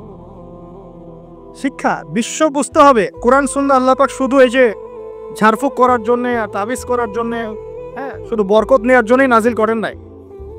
কোরআন এবং সুন্নাহ আল্লাহ পাক নাজিল করেছেন যাতে কোরআন সুন্নাহ দিয়ে আমরা চলমান সমাজের, বিশ্বের সমস্ত সমস্যাগুলোর সমাধান খুঁজে বের করতে পারি। না কি মনে হয় আপনাদের? এই জন্য আল্লাহ নাজিল করেন নাই? আমি একটা আয়াত বলি তাহলে বুঝবেন। আল্লাহ বলেছে সূরা নাহল আয়াত নাম্বার 89, সূরা নাহল আয়াত নাম্বার 89 আল্লাহ পাক বলছে, বিসমিল্লাহির রহমানির রহিম, ওয়া নাযালনা আলাইকাল কিতাব, হে নবী আমি আপনার প্রতি এমন একটা কিতাব নাজিল করে দিয়েছি, মানে কোরআন, তিবিয়ানান লিকুল্লি শাই, যে কিতাব প্রতিটা বিষয়কে ব্যাখ্যা করবে ইনশাআল্লাহ। ব্যাখ্যা করে কিনা? কোরআন প্রতিটা বিষয়কে ব্যাখ্যা করে কিনা? ওয়া হুদান, এবং কোরআন হবে আমাদের জন্য হেদায়াত, মানে পথ নির্দেশ, গাইডেন্স। ওয়া রাহমাতান, এবং আল্লাহর পক্ষ থেকে রহমত, দয়া। ওয়া বুশরা লিল মুসলিমিন, আর মুসলমান জাতির জন্য এই কোরআন হচ্ছে সুসংবাদ। বলে সুবহানাল্লাহ। এই কোরআন যদি পড়ি না, বুঝি না, আমল করি না, তাহলে এর সমাধান কেমন করে বের করব? আল্লাহ পাক আমাদেরকে এমন ওলামায়ে কেরাম দান করুন, এমন প্রজন্ম দান করুন, এমন যুব সমাজ দান করুন, এমন নেতৃত্ব দান করুন যারা কোরআন এবং সুন্নাহর জ্ঞান দিয়ে পুরো বিশ্বটাকে শাসন করতে পারবে ইনশাআল্লাহ। আল্লাহ পাক, আমি দোয়া করি আল্লাহ পাক আমাদের ঊর্ধ্বতন কর্তৃপক্ষ সহ সবাইকে এমন হেদায়েত দান করুন যে হেদায়েতের আলোকে তারা কোরআন সুন্নাহর কাছে এমনভাবে আত্মসমর্পণ করবে যে ওই হেদায়েতের আলো নিয়ে, ওই আলোর মশাল নিয়ে ইনশাআল্লাহ বিশ্বটা জয় করবে ইনশাআল্লাহ। এমন প্রজন্ম আসবে ইনশাআল্লাহ। যদি এই এস্টিমেশনগুলা যতদিন পর্যন্ত না মুসলমানরা এই বিশ্বটাকে আবার শাসন না করছে, বিশ্বাস করলেন না, আমরা এখন হতাশ। প্রিয় ভাইরা, কিভাবে সম্ভব হবে? আগে তো আমাদের সবাইকে জ্ঞান অর্জন করতে হবে নাকি? তাহলে আমরা নিয়াত করতে পারি কি, 7 নম্বর ওয়াদা করতে পারি যে আমরা সবাই কোরআন এবং সুন্নাহর ইলমটা অর্জন করব ইনশাআল্লাহ। কমপক্ষে বেসিক কিছু জ্ঞান অর্জন করব ইনশাআল্লাহ। আমি বলছি না যে সবাইকে মুফতি হওয়া লাগবে, সবাইকে দায়ী হতে হবে, সবাইকে একদম মুফাসসির হতে হবে, এটা জরুরি না, এটা মানুষ পারবেও না। কিন্তু কমপক্ষে ইসলামের বেসিক জিনিসগুলো কি আমরা শিখতে পারি না ভাই? এটা শেখার জন্য কি খুব কষ্ট করতে হবে? আল্লাহ পাক আমাদের সবাইকে খাস নিয়াত করার তৌফিক দান করুন, খালেস নিয়াত করার তৌফিক দান করুন। দ্বীনের জ্ঞান অর্জন আল্লাহ পাক ফরজ করেছেন ভাই। দিনের জ্ঞান অর্জন করা মুস্তাহাব বিষয় নয়, নফল কিছু নয়। তালাবুল ইলমি ফরিদা আলা কুল্লি মুসলিম, প্রত্যেক মুসলমানের উপরে দিনের ইলম অর্জন করাটা ফরজ। এটা কি নফল? আমরা নিজেরা অর্জন করব, আমাদের সন্তানদেরকে শেখাবো, মা বোনদেরকেও শেখাবো ইনশাআল্লাহ। মা বোনদেরকে শেখানো লাগবে না ভাই? খালি চুলাই ঠেলবে সারা জীবন? নাকি দিনের কিছু জ্ঞান অর্জন করাতে হবে? নাকি করাতে হবে না? আল্লাহ পাক আমাদের সবাইকে আদর্শ ইসলামী পরিবার দান করুন বলি। যে কথা বলতে গিয়ে এসেছি, গভীরে চলে গেছিলাম। আপনারা যাকাত দিয়েন রমজান মাসে, আল্লাহর ওয়াস্তে যাকাতগুলো দিয়ে দিয়েন এবং আল্লাহর ওয়াস্তে একটু ওয়াদা করেন, আর যাই করেন অর্থনৈতিক জীবনে সুদের সাথে সম্পৃক্ত হয়েন না। হবে? সুদের পাপ কি? নিজের মায়ের সাথে জেনা করা। এই হাদিস কেউ শোনায় নাই তাই? সুদের পাপের 70টা বা 73টা শাখা আছে। তার সবচেয়ে উঁচুটা আমি বলেছি কোরআন থেকে, আল্লাহ এবং তার রাসূলের সাথে যুদ্ধ করা। সবচেয়ে নিচের পাপটা কি জানেন? সবচেয়ে নিচের পাপ হচ্ছে নিজের মাকে বিয়ে করা। নাউযুবিল্লাহ। নিজের মাকে কেউ বিয়ে করে? এর চাইতেও জঘন্য কাজ হলো সুদ খাওয়া, কারণ সুদের মধ্য দিয়ে মানুষের রক্তকে চুষে খাওয়া হয়। আর মেরাজের রাতে যখন নবী সাল্লাল্লাহু আলাইহি ওয়াসাল্লাম, যে মেরাজের কথা বলছিলাম, তিনি আল্লাহর সাথে সাক্ষাৎ করতে গিয়েছিলেন, তখন জাহান্নামের অনেক আযাব তিনি দেখেছেন। আর কিছু প্রশ্ন করতে পারে মানুষ যে জাহান্নাম কি তাহলে আগে তৈরি হয়ে আছে, আযাব কি এই সেই, এগুলো অ্যান্সার দেওয়ার জন্য আরেকটা লেকচার লাগবে। মনে রাখবেন, সময় এর নিয়ন্ত্রণ আল্লাহর হাতে। আমাদের কাছে অতীত, বর্তমান, ভবিষ্যৎ এই বিষয়গুলো আছে, আমাদের টাইম ফ্রেমের মধ্যে এটা আছে। আল্লাহ পাকের কাছে এইভাবে সময় না যে অতীত একটা, এটা বর্তমান, এটা ভবিষ্যৎ, এমন না। সবকিছু আল্লাহর সামনে, সবকিছু। আমরা যেখানে ঘুরি, এই সৌরজগতে আমরা ঘুরছি, এই যে ওয়াজ করছি যখন আমরা, এখনো জমিনটা ঘুরছে কিনা? আমাদেরকে নিয়ে পৃথিবী ঘুরছে শূন্যের মধ্যেই। সুবহানাল্লাহ বলেন। আমাদেরকে নিয়ে পৃথিবী এখনো এই মুহূর্তেও শূন্যের মধ্যে ঘুরছে, আসমানে ঘুরছে কিনা? আমরা কি টের পাচ্ছি না? সূর্য উঠছে, আমাদের কাছে মনে হয় যে একটা দিন আসলো, ডুবলো, একটা রাত হয়ে গেল।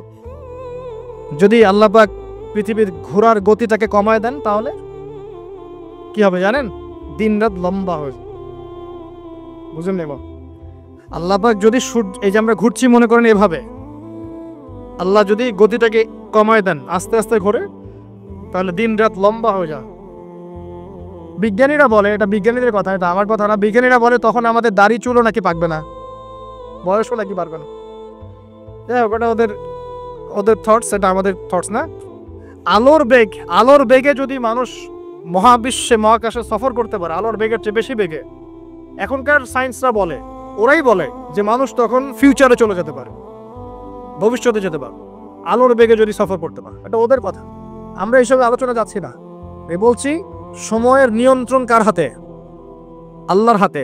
বারজাখ বলে একটা জগৎ আল্লাহ তৈরি করেছেন। কি নাম? বারজাখ। এই জগৎটা হচ্ছে আমাদের দুনিয়ার জগৎ আর জান্নাত জাহান্নামের যে কিয়ামতের দিন, এর মাঝখানের একটা জায়গা। এখানে ইল্লিন আর সিজ্জিন দুটো স্তর আছে, একটা নাম ইল্লিন, একটা সিজ্জিন। এই দুনিয়ার নেককার মানুষ যারা, তাদের আত্মাগুলোকে আল্লাহ পাক এই যে ইল্লিনে নিয়ে গিয়ে রেখে দেন। আর দুনিয়াতে যারা পাপাচারী, তাদের আত্মাগুলোকে আল্লাহ পাক সিজ্জিনে রেখে দেন। এই যে কবরের যে আযাব, যে আমরা একটা কথা বলি, এটা আযাব বলে রুহের আযাব। কিসের আযাব? রুহ। দেহ তো আপনার নাই, ওখানে দেহ আছে, দেহ তো পচে গেছে, গলে গেছে, তাহলে আযাবটা কিসের? রুহের। বুঝাচ্ছি, আমি এই পড়াশোনাটা করেছি ইমাম গাজ্জালি রাহিমাহুল্লাহর বই থেকে। এত গভীর লেখা, ধরতে গেলেও মনে হয় যে একটা লাইন 10 বার পড়তে হচ্ছে। একটা এক্সাম্পল দিয়ে তিনি বুঝাচ্ছেন এভাবে। তিনি বলছেন এটা একটা উদাহরণ মাত্র, এটাই প্রকৃত ব্যাখ্যা না, একটা উদাহরণ মাত্র। বোঝানোর চেষ্টা করছেন তিনি এভাবে যে আমরা যখন ঘুমাই, অনেকে ভালো স্বপ্ন দেখেন না? ভালো স্বপ্ন দেখে আপনার কাছে ভালো লাগছে, খুব মজা লাগছে না? স্বপ্নের মধ্যে আপনি কি ভালো ফিল করছেন? মাশাআল্লাহ, ভালো লাগছে, ঘুরছেন ফিরছেন, খাচ্ছেন। যখন কোনো খুব ভালো আপনি একটা স্বপ্ন দেখেন, আপনার কিন্তু ভালো লাগে। আপনি স্বপ্নে, ঘুমন্ত অবস্থাতেই আপনি স্বপ্নে বাস্তবের ফিলিংস পাচ্ছেন, এমন হয় না? আল্লাহ পাক যদি আপনাকে স্বপ্নের মধ্যে রেখে দেন, ধরেন 1 বছর, 1.5 বছর, 2 বছর, তার 1-2 বছর আপনি স্বপ্নের মধ্যেই বাস্তবের ভালো লাগার ফিলিংসটা পেতে থাকবেন, কিন্তু আপনি ঘুমিয়ে আছেন। বাইরে থেকে আমি আপনাকে দেখছি যে আপনি ঘুমিয়ে আছেন। আপনি ঘুমন্ত অবস্থাতেও ভালো স্বপ্ন দেখেই ভালো ফিল করছেন। তিনি বোঝাচ্ছেন উদাহরণ দিয়ে বোঝাচ্ছেন, এটা কিন্তু ব্যাখ্যা নয়, জাস্ট একটা বুঝাচ্ছেন উদাহরণ দিয়ে। আল্লাহ পাক যখন শহীদদের রূহগুলোকে জান্নাতে রেখে দেন, জান্নাতে তারা এইভাবে রূহগুলো ঘুরতে থাকে, ফল ফলাদি খেতে থাকে, পাখির মধ্যে রূহ দিয়ে দেন, সবুজ পাখি, এই পাখি উঠতে থাকে, তারা ভালো ফিল করতে থাকে। ওই হায়াতটাকে আল্লাহ পাক তাদের কাছে বাস্তব বানিয়ে দিয়েছেন। কথা বুঝতে পারছেন? ওই হায়াতটাকে আল্লাহ পাক তাদের কাছে বাস্তব বানিয়ে দিয়েছে। তাদের কাছে মনে হচ্ছে এটাই বাস্তব, এটাই জগৎ। আল্লাহ চাইলে করতে পারেন না? একটা ঘুমন্ত মানুষকে যদি আল্লাহ করতে পারেন, তাহলে শহীদদের ব্যাপারে করতে পারেন না? পারেন। আবার ধরেন একজন মানুষ পাপাচারী, আপনি কখনো কখনো স্বপ্ন দেখেছেন, ভয়ের স্বপ্ন, আটকে উঠছেন, শ্বাস বন্ধ হয়ে যাচ্ছে, এমন হয়নি অনেকদিন? আর হবে তো বেশি, কারণ কানে তো হেডফোন দিয়ে গান শোনেন, আর হেডফোন কানে দিয়ে ঘুমান, এফএম শুনতে শুনতে ঘুমান, এই কি করতে করতে ঘুমান। ঘুমানোর আগে তো দোয়া কালাম নাই, দোয়া কালাম মাসলুম দোয়া কালাম তো নাই, সূরা মুলক নাই, সূরা বাকারা শেষের আয়াত নাই, ইত্যাদি নাই, পবিত্রতা নাই, বিছান ছাড়েন না, লাইটস অফ করেন না। আপনার সুন্নত মাফিক তো ঘুমাচ্ছি না। ঘুমানোর কতগুলো সুন্নত জানেন? ঘুমানোরই কত সুন্নত আছে। ইস্তেঞ্জা করতে হয়, ওযু করে আসতে হয়, পারলে মেসওয়াক করে নেয়, বিছান ঝাড়তে হয়, বিসমিল্লাহ বলে লাইট অফ করতে হয়, দরজায় খিল দিতে হয়, পাত্র যদি থাকে খাবার পাত্র, পানির পাত্র ঢেকে দিতে হয়, তারপরে পড়তে হয় বিছানায় গিয়ে আয়াতুল কুরসি, সূরা বাকারা শেষের 2-3টা আয়াত, সূরা ফালাক নাস ইখলাস, হাত একত্রিত করে ফু দিয়ে সারা গা মাসাহ করতে হয়। ডান কাত হয়ে আল্লাহুম্মা বিইসমিকা আমুতু আহইয়া বলে এই যে 33 বার সুবহানাল্লাহ, 33 বার আলহামদুলিল্লাহ, 34 বার আল্লাহু আকবার পড়তে পড়তে ঘুমাতে হয়। কয়জন জানে কয়জন ঘুমানোর সুন্নত? ঘুমানোর আগে এখন কানে হেডফোন, ব্লুটুথ, হাবি জাবি এইসব দিয়ে যুবকরা ঘুমাচ্ছে। প্রতিটা কাজ নবীর সুন্নত মতো করার চেষ্টা করবো, আল্লাহ পাক তৌফিক দান করবেন। এই যে 9 নম্বর ওয়াদা করেন, জীবনের প্রতিটা কাজ নবীর সুন্নাহ মতো করবেন। রাজি আছেন ইনশাআল্লাহ? একদম চেহারা থেকে শুরু হবে, চুল দাড়ি পোশাক আশাক থেকে শুরু হবে। আল্লাহ পাক যত উপরে নিয়ে যাবেন, আপনি যেখানেই যান নবীর সুন্নত বাস্তবায়ন করবেন ইনশাআল্লাহ। আল্লাহ পাক তৌফিক এনায়েত করুন, বলি আমি। মনে করেন খারাপ স্বপ্ন দেখছেন, খারাপ স্বপ্নে এখন আপনি কষ্ট পাচ্ছেন, দেখছেন যে পানিতে ডুবে যাচ্ছেন, দেখছেন যে আপনি আগুনে পড়ে যাচ্ছেন, নাউজুবিল্লাহ, দেখছেন যে আপনি হয়তো কেউ আপনার শ্বাস গলা চিপে ধরেছে ইত্যাদি, মানে আপনি কষ্ট পাচ্ছেন। বাহির থেকে কিন্তু আমি আপনার কষ্ট বুঝতে পারবো না, পারবো? আপনি ঘুমিয়ে আছেন, ঘুমিয়ে আপনি কষ্ট পাচ্ছেন। এখন এই ঘুমন্ত কষ্টের স্বপ্নটাকে আল্লাহ পাক যদি 5 বছর লম্বা করে দেন, পারবেন কিনা? আল্লাহ পাক পারেন কিনা? 5 বছর ঘুমিয়ে আছেন, আপনি উঠতে পারতেছেন। এখন এটা হয় না, আল্লাহ চাইলে পারে, সম্ভব কিনা? আল্লাহ পাক 309 বছর ঘুম পাড়ায় রাখেন নাই মানুষকে, আছে না দলিল? কোরআনে আছে না? কোন সূরায়? এই তো মাশাআল্লাহ, মাশাআল্লাহ, সূরা কাহফে আছে না? 309 বছর আল্লাহ পাক 9 জন 10 জন ছেলেকে ঘুম পাড়ায় রাখছেন না? রাখছেন। তো এখন মনে করেন যে আল্লাহ পাক আপনাকে ওই কষ্টের আযাবটাকে লম্বা করে দিলেন, কষ্টের এই স্বপ্নটাকে লম্বা করে, তাহলে আপনি কিন্তু ঘুমের মধ্যে কষ্ট ফিল করবেন। এখন কবরে যদি আল্লাহ পাক বারজাখের জীবনে সিজ্জিনে কিছু আত্মাকে রেখে আত্মাগুলোকে আযাব দেন, এবং ওইটাকেই যদি তাদের কাছে বাস্তব ফিল দিয়ে দেন, তাহলে কি তার আযাব পাবে না? অনেক ব্যাখ্যা আছে, যেগুলো নিয়ে আলাদা লেকচার দেওয়া লাগে। এতটুকু বোঝেন যে আল্লাহ পাক ইন্নাল্লাহা আলা কুল্লি শাইইন কাদির, আল্লাহ পাক প্রতিটা বিষয় সম্পর্কে ক্ষমতাবান। আল্লাহ পাকের হাতেই সব ক্ষমতা, আল্লাহ সব করতে পারে। যে আল্লাহ পাক আমাকে শ্বাস নেয়ার ক্ষমতা দিচ্ছেন, নিঃশ্বাস নিচ্ছি, একটা নিঃশ্বাসের দাম কি অন্য কেউ দিতে পারবে? যে আল্লাহ পাক এনভায়রনমেন্ট, বায়ুমণ্ডলের মধ্যে নাইট্রোজেন গ্যাস দিয়ে দিয়েছেন, এই গ্যাস কি কে দিয়ে, অন্য কেউ দিয়েছে? যে আল্লাহ পাক শ্বাস নেয়ার জায়গা দিয়েছেন, আমাদের হার্ট যে পাম্প করছে, জন্মের সময় থেকে পাম্প করছে, এখন পর্যন্ত থামে নাই, একদিন 1 মিনিটের জন্য থেমে গেলেই শেষ। এটা কে চালু করে রেখেছে? যে আল্লাহ এত কিছু করতে পারেন, সেই আল্লাহর পক্ষে নবী সাল্লাল্লাহু আলাইহি ওয়াসাল্লামকে তার কাছে নিয়ে যাওয়া, এই আযাবগুলো দেখানো এমন কঠিন কিছু? এগুলো নিয়েও এখন মানুষ প্রশ্ন তোলে। তো এখানে নবীজি অনেকগুলো শাস্তি দেখেছেন, তার মধ্যে একই পাপের কারণে 3টা শাস্তি দেখেছেন। কয়টা ভাই? এই সেই বিখ্যাত পাপের নামটাই হচ্ছে সুদ। কি নাম সেই পাপের? একবার দেখেছেন কিছু লোককে রক্তের নদীতে ফেলে দিয়ে মাথা ফাটিয়ে দেওয়া হচ্ছে। জিজ্ঞাসা করলেন এরা কারা? জিবরাইল আলাইহিস সালাম বলছেন এরা আপনার উম্মতের সেই সব ব্যক্তি যারা সুদ করছিল। রক্তের নদী কেন? কারণ রক্ত চুষে খাইতো তারা মানুষ। মাথা কেন ফাটাই দেওয়া হচ্ছে? কারণ এই মাথা দিয়ে বলেছিল ইন্নামাল বাইউ মিসলুর রিবা, ব্যবসা সুদ একই জিনিস। এই শয়তানি মাথা থেকে বেরোছে, এই কারণে মাথা ফাটিয়ে দেওয়া হচ্ছে। আর একটা শাস্তি দেখেছেন, তারা পাথর খাচ্ছে, পাথর বড় বড় পাথর খাচ্ছে, পিছনের রাস্তা দিয়ে পাথর বের হয়ে যাচ্ছে। জিজ্ঞেস করলেন কাদের কি কারণে শাস্তি দেওয়া হচ্ছে? জিবরাইল আলাইহিস সালাম বললেন এটাও সুদের কারণে। 3 নাম্বারটা দেখেছেন তিনি যে কিছু মানুষ শুয়ে আছে আর এই পেটটা, এই বাড়ি, আমাদের বাড়ি যেমন উঁচু, বাড়ির মতো উঁচু হয়ে আছে পেটটা, আর পেটের ভিতরে অজগরের মতো বড় বড় সাপ কিলবিল কিলবিল করছে। এই 3টা শাস্তি তিনি দেখেছেন। দেখে জিবরাইল আলাইহিস সালামকে বলছেন এই 3টা শাস্তি কি কারণে? 3টার ক্ষেত্রেই জিবরাইল আলাইহিস সালাম বলেছেন সুদের কারণে, সুদের কারণে, সুদের কারণে। আল্লাহ পাক আমাদেরকে হেফাজত করুন। 10 নাম্বার নিয়াত, আমরা সবাই হালাল খাওয়ার চেষ্টা করবো ইনশাআল্লাহ। আমরা হারামের দিকে যাব না ইনশাআল্লাহ। হালাল রিজিক আল্লাহ যতটুকু দিবেন এতটুকু তো সন্তুষ্ট থাকবো ইনশাআল্লাহ। এবং যদি আমি সামর্থ্যবান হই, ধনী হতে আল্লাহ পাক নিষেধ করেন নাই, ধনী হতে আল্লাহ নিষেধ করেন নাই, ব্যবসা করতে নিষেধ করেন নাই, ধন সম্পদ আল্লাহ পাক অর্জন করতেও নিষেধ করেন নাই, কিন্তু দুনিয়ার পূজা করতে আল্লাহ নিষেধ করেছে, দুনিয়ার মোহে ডুবে যেতে আল্লাহ নিষেধ করেছেন। সম্পদ ওসমান রাদিয়াল্লাহু আনহুরও ছিল, কিন্তু সেই সম্পদ তিনি তার প্রয়োজনে যতটুকু লাগতো এতটুকু ব্যয় করতেন, বাকিটা আল্লাহর রাস্তায় ব্যয় করতেন। ওসমান রাদিয়াল্লাহু আনহুর মতো ধনী হতে কোনো সমস্যা আছে? আপত্তি আছে? একটা আমল তার জীবনী থেকে পাওয়া যায়, এটা পড়ে আমার কাছে এত নিজেকে এত ছোট মনে হচ্ছে, এ কাজ যদি এই আমলটা আমি করতে পারতাম, বলে দেব। চেষ্টা করছি যে করার, আপনারাও করার চেষ্টা করেন। ওসমান রাদিয়াল্লাহু আনহু ধনী ছিলেন কিনা, তো নবীর কাছে গিয়ে বলছেন যে আমার ধন সম্পদ খুব বেশি বাড়ছে, ইয়া রাসূলুল্লাহ আপনি সম্পদ একটু কমানোর দোয়া করেন তো আমার জন্য।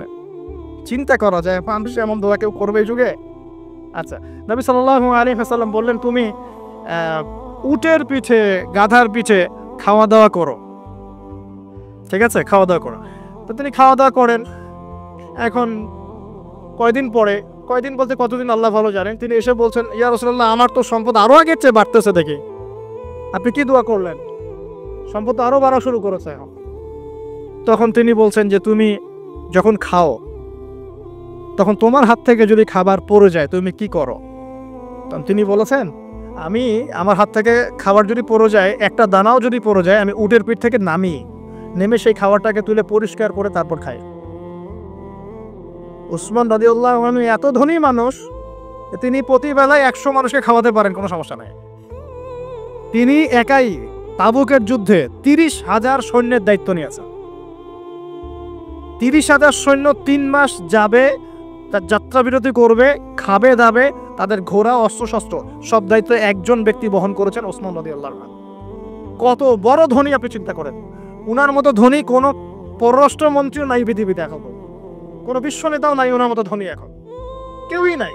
আর উনি কিন্তু তার এই ধন সম্পদ সুদের মধ্য দিয়ে অর্জন করেন নাই, তার ধন সম্পদ দুর্নীতির মধ্য দিয়ে অর্জন করেন নাই। তার ধন সম্পদ তিনি কিন্তু এই যে অন্যের সম্পদ অন্যায়ভাবে দখল করে অর্জন করেন, তিনি সম্পদ অর্জন করেছেন বৈধ পন্থায়, হালাল ব্যবসা করেছেন। ব্যবসা করেছেন নাকি না? এই যে আমল, নবীজি বলছেন যে তোমার আমল যদি এমনই হয় তাহলে তোমাকে আল্লাহ পাক সম্পদ দিবে না, কাকে সম্পদ দিবে? তুমি আল্লাহ পাকের যে সম্পদ রিজিকের যে শুকরিয়া আদায় করো, কৃতজ্ঞতা প্রকাশ করো যে আল্লাহ আমাকে ভালোবেসে রিজিকটা দিয়েছেন, আমার হাত থেকে পড়ে গেছে, আমি তুলে খাই। এই যে আল্লাহ পাকের নেয়ামতের প্রতি তোমার যে শ্রদ্ধা, সম্মান, এর শুকরিয়া স্বরূপে আল্লাহ পাক তোমাকে এরকম সচ্ছল বানাই দিচ্ছেন, আপনি কিছু করেন নাকি?